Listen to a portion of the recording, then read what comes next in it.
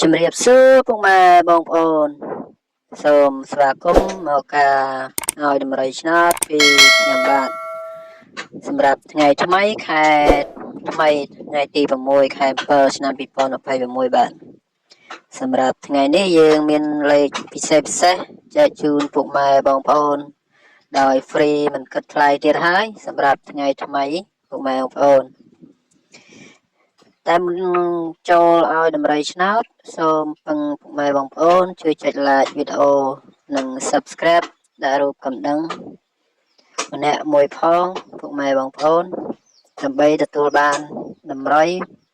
ឆ្នោត free ពីខ្ញុំបាទជារៀងរាល់ថ្ងៃកុំឲ្យខាតពេលយើងចូលមកតម្រុយឆ្នោតសម្រាប់ថ្ងៃថ្មីថ្ងៃទី6ខែ7ឆ្នាំ2026យើងមានខ្ទង់9និងខ្ទង់8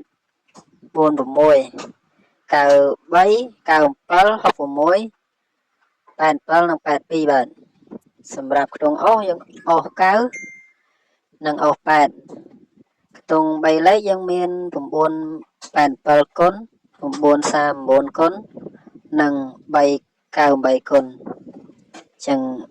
ពុកម៉ែបងប្អូនទស្សនាមើលបានឆ្លាញ់ពេញចិត្តលេខមួយណាអាចយកទៅផ្សងសំណាងបានសម្រាប់តម្រុយឆ្នោត free ថ្ងៃនេះអញ្ចឹងមានតែប៉ុណ្ណឹងទេសម្រាប់តម្រុយឆ្នោតថ្ងៃនេះជូនពរពុកម៉ែបងប្អូនហេងទាំងអស់គ្នាជួបគ្នានៅ